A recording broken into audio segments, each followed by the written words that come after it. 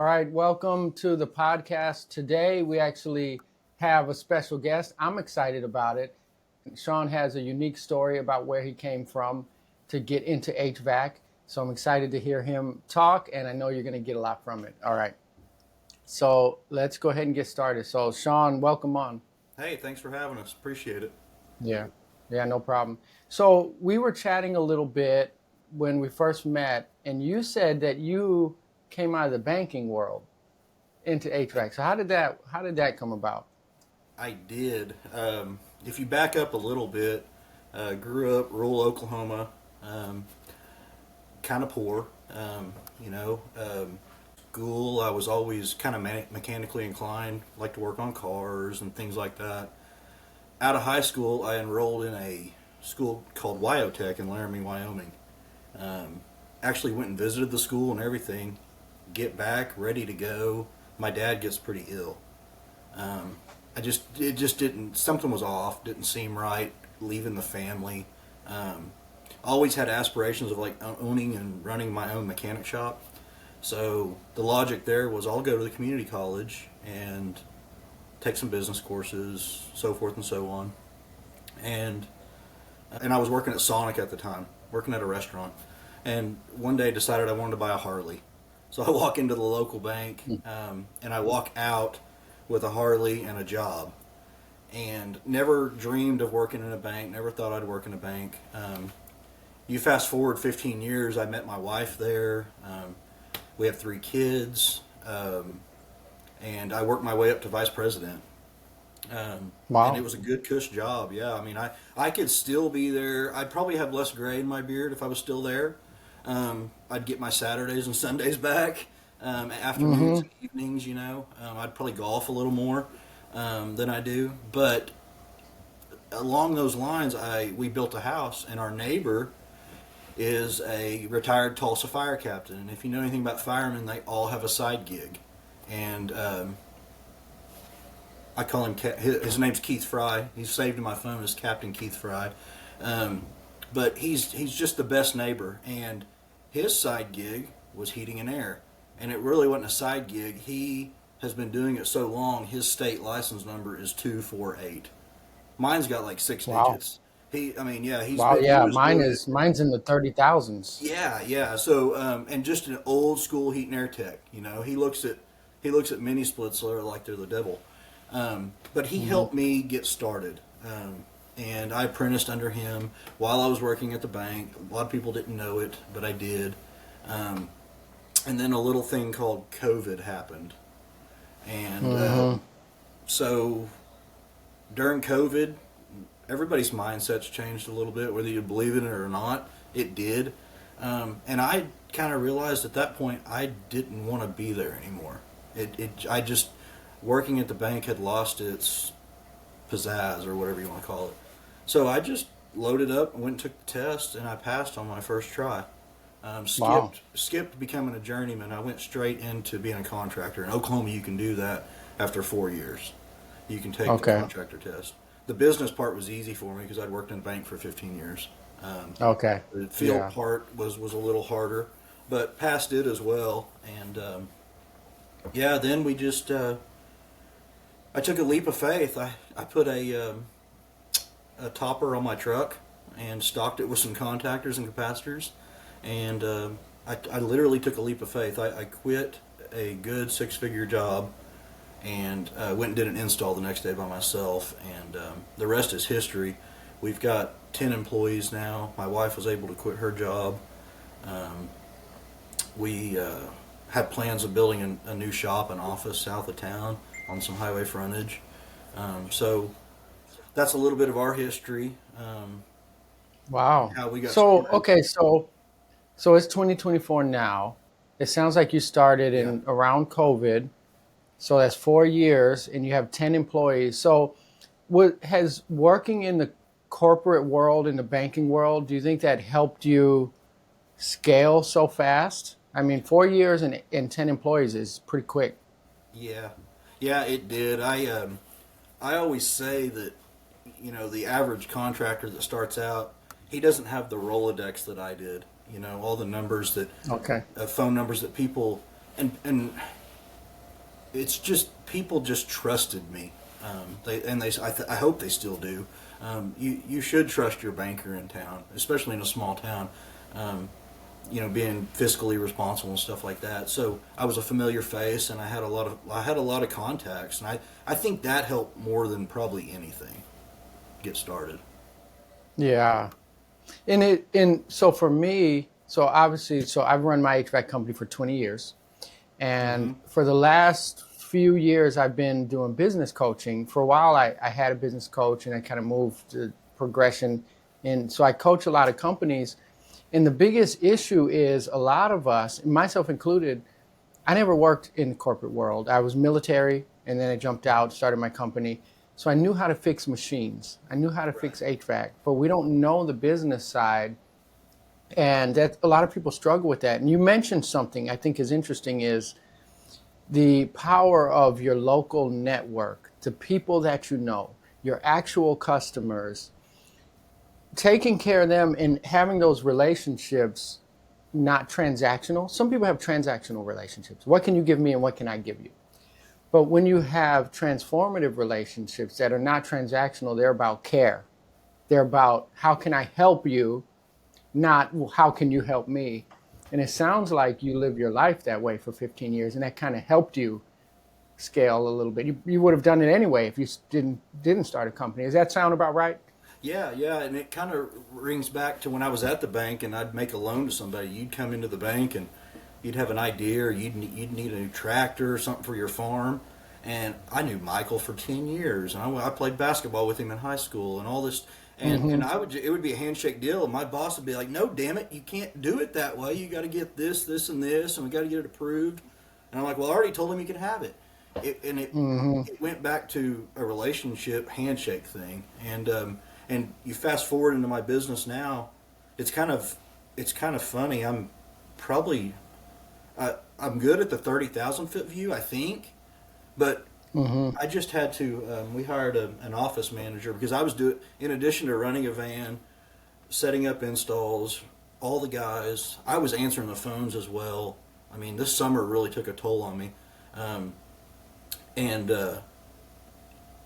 there was one point my wife came in because she works in the office too. She said, "I'm taking over the office stuff," and I said, "Why?" And she said, "173," and I'm like, "What's 173?" She said, "173 invoices you haven't sent." and Hmm. and it was, but it goes back to, I've known Michael. He lives down the road. We fixed his AC. It needed a capacitor. I'll get to it when I can. And the more important thing is I got to Yeah. get going, you know. And Yeah. I also realized in that that's not healthy for the business, and we Yeah. need to be a little more on top of it. So we've made some we've made some adjustments, and we're going to kind of change the way we do our logistics and our billing and all that stuff. So it was a good lesson, Yeah. but it goes back to fostering relationships. I feel like that's Yeah. more important, and you don't see that in trades anywhere. It's a let's sell them a box and let's get on down the road and hope they don't call us for a warranty issue, and that's just not us. Yeah. And it's funny because you and I, we connected in a Facebook group that is like a one man company group.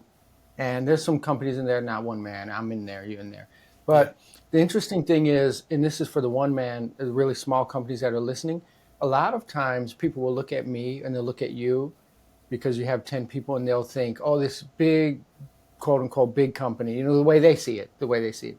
Oh, this big company, they must be just charging people insane amounts of money. They don't care about people. When in reality, a lot of the companies that scale fast are scaling fast because they care about people, Yeah. right? So it's not mutually exclusive where, the only way to grow is to just charge people insane amounts of money, not care about them, steal from them.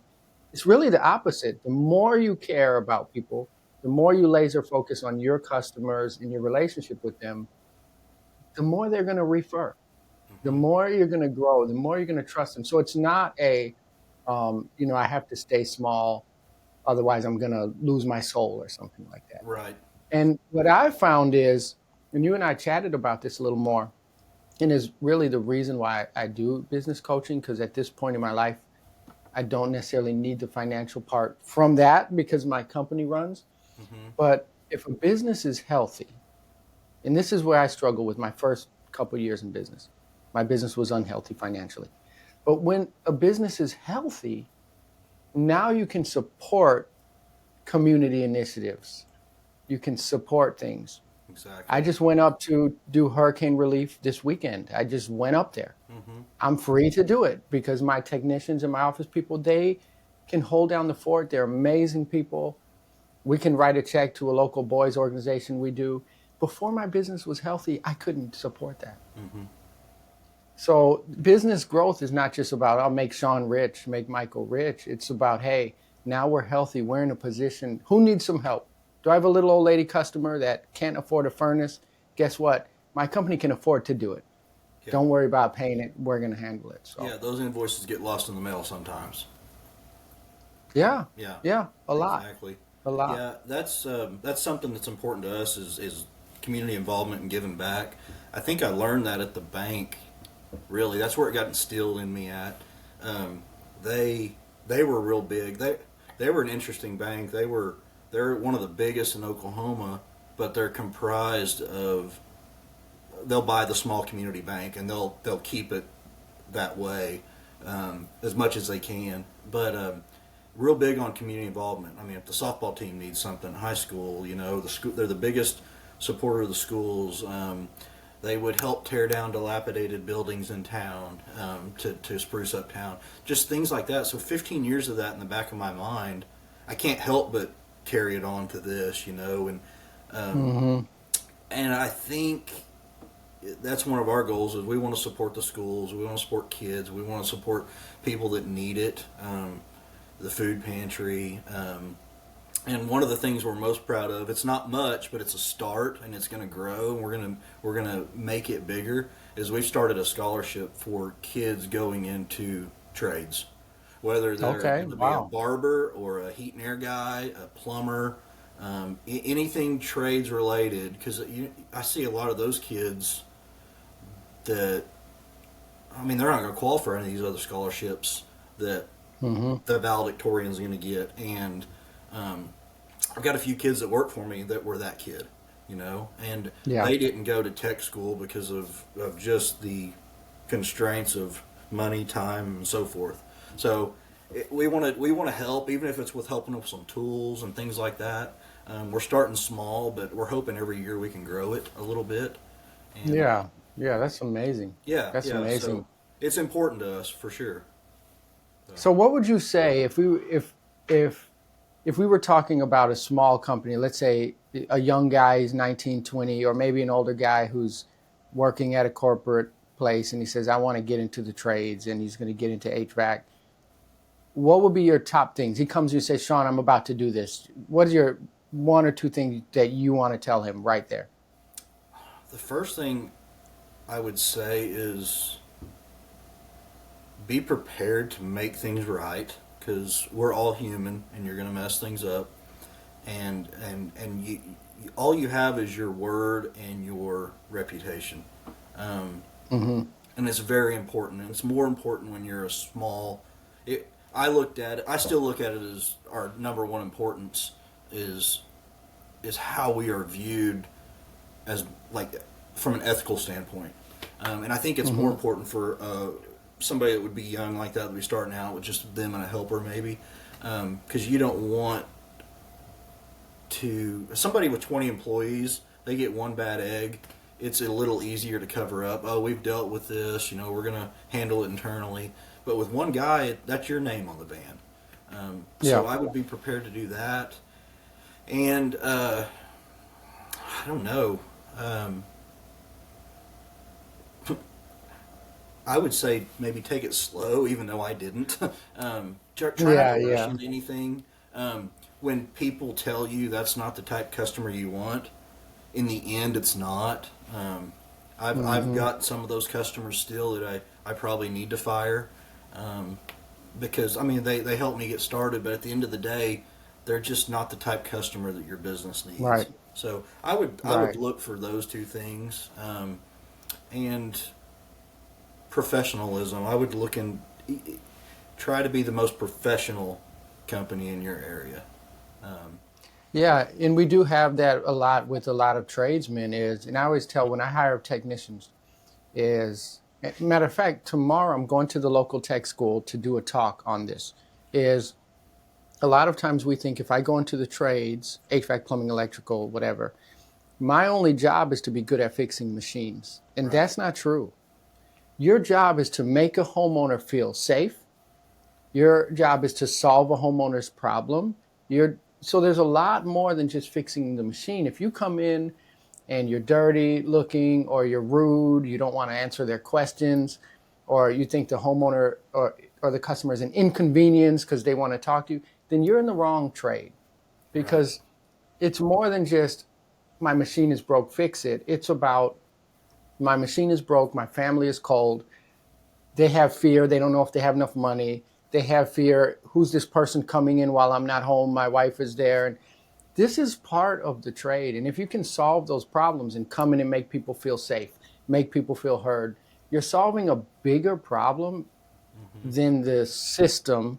You're a person, you're a human. And I don't know if, in your 4 years, we've had customers cry before, we've had customers have issues before. Hmm. And it's your job to listen and be that person, right? You're not a counselor, maybe you're not a pastor, but it's not just, hey, I fix it, it's $3,000, take it or leave it, Hmm. right? So that professionalism goes a long way, especially like you said, in creating that Rolodex Hmm. where you have 5, 10,000 customers and you don't have to worry about the slow times. Oh, I need new customers, need new customers, need new customers.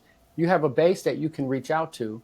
And Hmm. because your relationships are transformative and not just transactional, then you can see that growth. I don't know. What are your thoughts on that? Well, I think I think when I hire my guys, I always tell them, the very first thing I'm looking for is not your technical aptitude, and it's not how smooth and savvy of a talker you are or anything like that. First thing I'm looking for is, would I feel comfortable them coming in if they were a pest guy or any kind of home service provider into my house with my wife and two daughters, and I'm out Mm-hmm. working? Would I feel comfortable with them in there? And so that's the first step you got to pass at Chapman HVAC. Is I don't want that vibe of somebody feeling uncomfortable. And it's not just from Yeah. looks. That's from attitude. That's how you carry yourself. Um, and that's the sort of thing. But yes, we see people every day that are facing a challenge. I mean, they don't call Mm-hmm. the heat and air company just for fun. I mean, let's face it. Right. They don't want to call us, and our goal is for them not to call us, other than a maintenance. Um, it's kind of weird. It's kind of an interesting prerogative. You put something in, and in the hopes of that your craftsmanship and talents, they don't need to call you for 10 or 15 years. That's the Mm-hmm. end goal. But just your regular service call, they're calling because they have a problem, and it's interrupting their day. They got to take off work. They got to make arrangements. Money. Heat and air Yeah. repairs are not cheap anymore. So it's not our job to like carry the bill for them and Mm-hmm. all that, but it is our job to show some compassion for sure. Yeah. Yeah. Because you left the bank, so it's not your job to be a banker anymore and give loans to people to fix their AC, right? Right. So you let the bank handle that. And I agree with you. Is be a human. Mm-hmm. Just be a person. I do. So I own a sales training company with a sales trainer. Mm-hmm. And in our sales training sessions, if you can see them, a lot of people think, oh, they're going to teach these tricky sales things. Really, what we train people is how to be a human, right? Because if you're just doing sales and you're just presenting prices, then that doesn't help grow your company. But if you can come in and connect with people, Right. like, oh, hey, oh, I see that Panthers sign. You like the NFL? You just connect with people. If someone's sad, like I said, you don't have to be a counselor, but you can ask, like, hey, are you okay? Mm-hmm. If someone says, well, I'm just a little stressed, my dad's in the hospital. Oh, I'm sorry to hear that. Just pause for a second Yeah. and listen. Yeah. You know, you lose these connections when, someone says something, oh, my dad's in the hospital. Okay, well, where's the AC? Relationship over. You Right. know what I'm saying? That's a So, recipe for disaster. right. So you don't have to be a counselor. You don't have to be a therapist. You don't have to be, but we can all be a person, a good Right. person, I call it right? being I mean, we, neighborly. I call it being neighborly. Be a neighbor. yeah, I mean, even though you're across town, yeah. be a neighbor to these people. So, Yeah. If somebody says, hey, and we do this, we're not plumbers. We don't offer plumbing. But if we go under a house to fix an air handler or a machine and there's a water spraying under, yeah. we tell the homeowner. We say, hey, by the way, I was under there. This is what you Yeah. need. Your fan motor's out, blah, blah, blah. By the way, you have some water spraying under there. Um, we have a plumber if you want a referral, but I just want to let you know. And that's Yeah. being a good person, even though we don't benefit from it.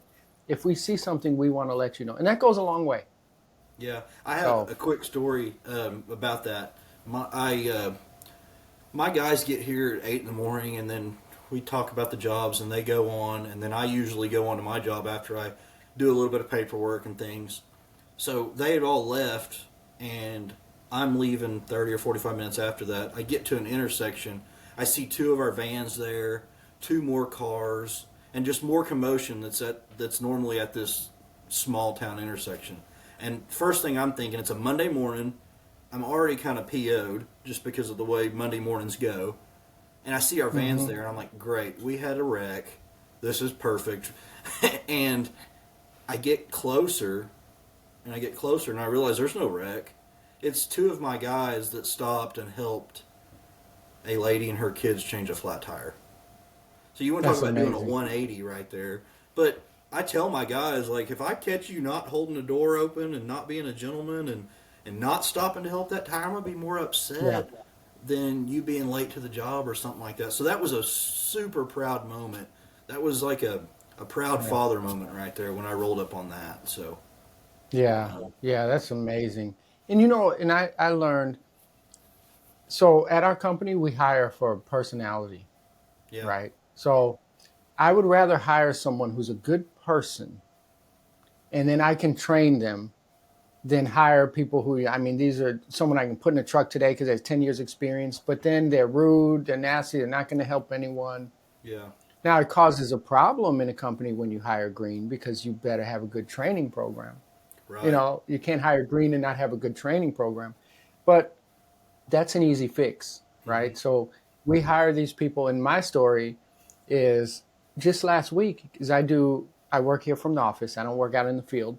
Hmm. Last week, I decided, hey, I'm going to pull up on one of the technicians, see if he needs any help doing anything. And when I pulled up to the job, he wasn't on the job. And my first thought, it was funny because it was shocking to me that he wasn't there. This is how good the technicians are, that it wasn't like, oh, he's not there again. It was odd because it was out of character. You almost And I worried pulled up a for him. little bit. Yeah, because he's Yeah, such a these my technicians don't just not be there. So then I yeah, pulled up, and when I got out of the truck, he was parked around the corner, right? And so it's just when you hire good people, yeah. it's a good sign when it's a shock that the technician isn't at the house. Right, You think he died or something. right. So yeah, 100% with you on there.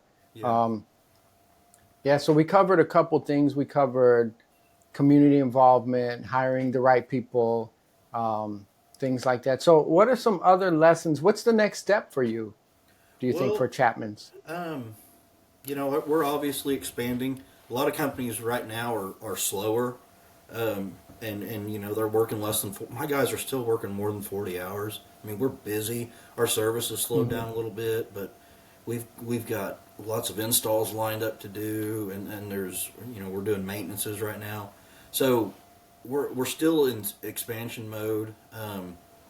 We recently promoted two guys.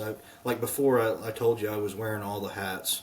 Hmm. Everything ran through me. I micromanaged everything, um, and it didn't. It's not because I'm a control freak, because I'm really not. You could ask some of the people I used to work at the bank with. That's not me. I'm more the other end of the spectrum. I need to have a little more control, but just Hmm. as I was growing, it just all landed in my lap. So two of our journeymen, I recently promoted to a service manager and an install manager. The service manager side was a little easier for Cody just to take off because service calls happen. They start and end within a day generally, So he was able to get quick turnover. The install manager, we're still learning how to turn that over to Christian, but because installs take a little longer for us, and but they're on one right now. But so to get those two things off my plate was huge, and then we also hired Dylan, Dylan's my son, which is always an interesting fold. Is when you bring family into the company. Is it going to work? Is it not? If it doesn't work, what's it going to do? But he's brought. I mean, I couldn't be more happy with what he's brought to the company. And then Cody and Christian probably talk to him as much as I do in a day. And I really worried about that relationship. And, Dylan still doesn't know what a TXV is, but he's learning things, and they're helping him along. But they've had nothing but good things to say. And most importantly, Dylan's how old taking is the your phone son? away from me, which is huge. Dylan is 20. Yeah. Now you're gonna get me in trouble. 26, maybe. Yeah. Okay, so he's grown. Yeah, And then, he's up there. Yeah.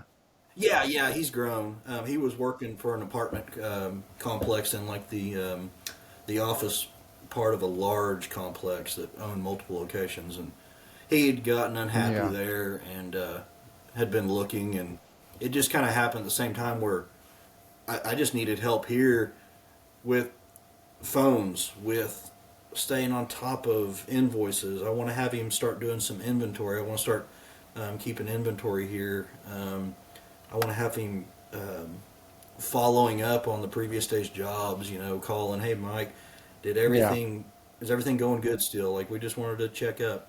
I used to do a lot of that. I used to send thank you cards. And as you get busier, that stuff, there's just no time for that. So I need to get back to some of that, but he's been a godsend so far. So so we're expanding. Yeah. And like I mentioned earlier, we're getting ready to build a new facility south of town, right off the highway. Part of our logistic problem now is when you start your business, you're that 19, 20-year-old guy you were talking about, or me, midway through my career. When you start and you're one guy, what do? You do it out of your garage. And that's what I did. And it grew into a couple people. Then I outgrew the garage. And then I got some Connexes out here. And they're plumb full. And it's just turned into a mess. So we're getting ready to build us a nice shop that we can work out of and hold inventory out of and have some extra offices we can grow into. So whether we grow into them or not is kind of up to, we'll see, but that's the plan so far. Yeah. So. Yeah, that's amazing. And you touched on a couple things is, for us, if you looked here, I have a huge whiteboard with a bunch of notes scratched on there, which is because I don't work in the company and it's my job to create. I get these ideas and I write them on the board, and then I block out time, right? Because I'm not answering the phones and stuff like that. So I'll write these ideas, then I'll block the time out, and I won't do anything for that hour other than create that thing. And for me, the big thing is consistency. Like, we mail thank you cards, but I don't mail them. They're automated. So when a job is finished in our CRM, a thank you card goes in automatic. So for me, anything that can become automated takes it off of my plate. But the staff allows me as the owner to sit and just think big. And for me, the number one thing is getting rid of that phone. Yeah. Especially for those smaller guys. I mean, if you're answering the phone, before you even hire a helper, you should hire someone to answer the phone. It's my opinion. Because it takes so much time. There's nothing worse than being in an attic with sweat dripping off your nose and the phone ringing. What's your service call fee? I mean, you're not in a good. So it goes back to like, is the customer an inconvenience to you? No, they're not. But when you're in a 140-degree attic and you're upside down and there's sweat running into your eyebrows. Yeah. They don't mean to be, but they are a little bit of an inconvenience. Right. Right. Yeah. Technicians Yeah. shouldn't be answering the phone, and I was faced with that, and I agree. I mean, I wish I would have hired an office assistant before I'd hired, my third and fourth helper. Yeah. Honestly. 100%. 100. In hindsight, that's one of my big lessons. If I would say what are my top three things, Yeah. I would say, hey, don't hire a technician first. You hire someone to answer that phone first. Mm-hmm. And it will take so much weight off of you. And Yeah. they say, when you answer the phone, you should be smiling because they could hear the smile through the phone. Yeah. You ain't smiling in the attic at 140 degrees. So they can hear that frustration. Not to mention, if you don't answer the phone, how much, and this is a pro tip for anyone's listening, if you think about how long you hold on to a customer, sometimes 10 years, 15 years, 20 years, right? Mm-hmm. The value of that 20-year relationship. So when you don't answer the phone, it's not, oh, I missed a customer. You missed a 20-year long relationship. Right. We just replaced a unit Thursday at a customer that we had already replaced the unit 15 years ago. Wow. So if I had missed that call, you hear what I'm saying? So Yeah. the value of hire the CSR first, Mm-hmm. train the CSR, and then hire the technician, get yourself out of the truck, then put a helper in the truck, Yeah. and then get him out of the truck. And then that's the way that you grow. Right. And I have a bachelor's degree in business, but I didn't learn this in school. You learn this in the field. Yeah, I have a bachelor's degree too in business from OSU, and even though I'm an OU fan, but they don't teach us that. They teach us macroeconomics, which I don't even remember Yep. anything about that. They don't teach us the Yep. most important thing that I learned in school about business was when I was on the high school golf team. Because when I was at the bank, I played golf with a lot of people. I tell people that's Yeah. the one thing I learned in school that I took with me in business was golf. That's Yeah. you got to let that sink in right there. So And that's network marketing. That's a lot of people forget about because they say, oh, Google Yeah. ads. Meeting people face to Mhm. face is way more powerful and it's cheaper. Oh. Well, it depends on where you're golfing. Depends on where you're golfing Yeah. at. But yeah. Yeah, 100%. I 100%. forgot where I was going to go. I had a point with that. Maybe it'll come to me. I don't know. But Let's get back to it. So you said the number one thing you learned in college was from the golf team. what? No, I wasn't that good of a golfer. In high school Yeah. I played golf. That was the number one High thing school, in all okay. of school that I learned. Yeah. Yeah. Yeah. Was golf, and and it wasn't golf. No, golf was a vehicle to get me out of my shell, where I could talk to people, and kind of learn that business is not this money exchange relationship. It is, but it's more than that. Like it's a neighborly relationship to me.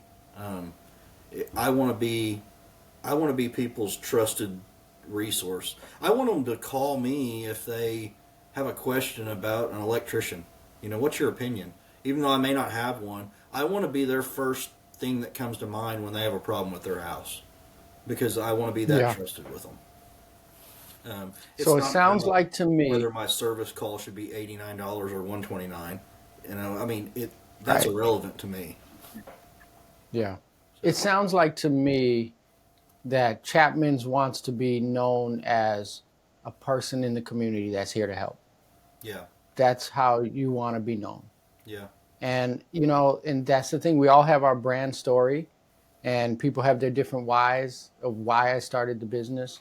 right. And I think 100% there's so much more success for you if you're saying, how I want to be known, Chapman's is not an HVAC company. We want to be known as a neighborly, a friendly person in the community. If you want us to fix your AC, we're here for that. We'll do that. But also, we just live here, we work here, Right. and we're here to serve you. And I think that's incredible. Yeah. Well, that's kind of how I leave when I go do an estimate or something. That's how I leave a customer. I always leave them with, "Hey, even if you don't pick me and you have questions, call me. Like, well, I'd love to talk Yeah. about this stuff. Even if you pick the other guy and something doesn't seem right and you have questions, call me.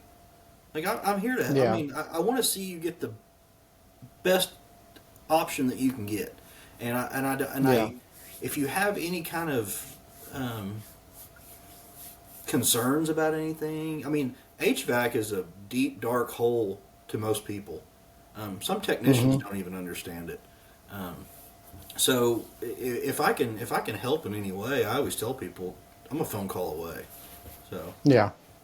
Yeah. Yeah. 100%. And then I do that with my HVAC business and even with the business coaching. I mean, you see me in the Facebook groups, even in the one man groups. Really, I'm in there just to help people because right, I remember what it felt like to not know how to run a business. And I'm in right, there, I answer questions. I do it, for free. Now, if you want to take 2, 3, 4 hours of my time, yeah, I have to charge for that, just like in HVAC. But the heart is there to help. And I see exactly after talking to you how you've been able to grow Chapman's from 0 to 4 years to 10 people yeah. because of that heart to serve. And that's the number one secret. So One of before my we favorite, before we close, yeah. oh, go ahead. Well, I was just to say one of my favorite things in those Facebook groups is you'll see these technicians and owners talking, and then they'll get on the topic of collecting a service fee call before they even go out, and then Hmm. they get in these little arguments about having a credit card on file and charging before and then refunding it if they do the repair, whatever. I just I can't even finish reading those threads because it just doesn't make sense in my mind. If you go out there and they don't pay you for the service call, I just don't see the cost benefit in that. Like, you're going to ask for Hmm. money up front. Hmm. All my calls are, I've got a relationship established with them, or they're calling me because of they've heard of the relationship, or they've seen our reviews or things like that. Yeah. I just that, and maybe it's a local thing. Maybe it's an Oklahoma thing. Waving at people as we go down the road. But I You know just what? I think it's this is if your company, a company without a story is a commodity, hmm right? So if you have no story, your company has no story, no personality, no branding, no human element to it, then you're just a price. yeah, So the people who really want service, they're going to go to Chapman's because of who they are in the community, who Sean is, who his family is, who he. When you give the price, they're not hiring you because of your price. They're hiring you because of who you are. But right. if you have no story, you have no nothing, then the people who only want to pay the cheapest price or pay nothing, they're calling those people. And so that's why they tend to have a skewed view of homeowners because they're only dealing with a certain amount of homeowners. That's a good point. Right. Very good point. Yeah. Yeah. Yeah. So, and that's what, a lot of that stuff you talk about when I talk about in my coaching calls is, hey, you put your story out there. I wish I had one of my flyers here that tells my story, but we hand it out. Our Facebook ads, you know what our Facebook ads talk about? Our story and how I started as a veteran. They don't talk about, oh, a free service call with this. That's attracting certain people, right? Right. Yeah. Right. Yeah. No. And Yeah. that's why reality TV shows do so well in America. Or Hmm. people want to see people in their own element. They don't want to Yep. see them being fake. That's why my favorite people in this world are people that are just themselves. I could care less Yeah. about where they reside politically. I could care less about any of that. If I can, the point I'm getting at is people want real people, and like you Yeah. say, they want to hear your story, and they can kind of in one way or another relate to that. So Yeah, 100%. Yeah, we got to show up in the community as a person. I mean, a logo, this is my logo. A oh cool, logo means nothing. yeah, A logo means nothing outside of the story and the emotion that's connected to it. yeah, So you got to put that out there, hmm right? If you're only a logo, then you're a price, you're a commodity. But if right, you're a story, and my story is that I served 6 years in the military, Mm-hmm. and when I got out, I wanted to find a job that serves the community. If I get into one of the trades, I can meet people and get to know people. I Mm-hmm. was 24, and that was my vision of why. Yeah. But that's my story, and that's the story that I put out there because Mm-hmm. that's the truth. And add that, hey, we'll fix your AC. That's boring and that's Yeah. lame and that doesn't attract people. I think Um, that's one of the things that I like about this. That's why I probably will never get out of a van. That may be my limiting mhm, um, restraint as far as a business owner and scaling and stuff. Is I don't know that I'll ever get out of a van because kind of like on the movie Joe Dirt, how he just met some really cool mhm, people. Like that's probably the funnest yeah, part of my day. I've met yeah, some cool people along the way. I've met them at Quick yeah, Trip at the gas station. I've met them at the supply house, people's houses. You know, you roll up on there and they look like they. You get this first impression of this person, then you get to visit with them, and they're completely different. You know, and you get to yeah, hear their story. And I think that's probably my best, funnest takeaway of yeah, this yeah, trade is meeting some really cool people like Joe Dirt. yeah, So, yeah. I miss it. I miss not being in the truck for that reason. yeah, yeah, Um, exactly. yeah. So, man, I think we covered a lot of wonderful Yep. stuff. I think people are going to get a lot out of it. Before we close, are there any last things you want to share? Uh, no, no, I think we covered it all. Okay. I mean, I'll probably Yeah. think of something afterwards, but no, it was great. I appreciate you having us on and giving us the opportunity. I really do.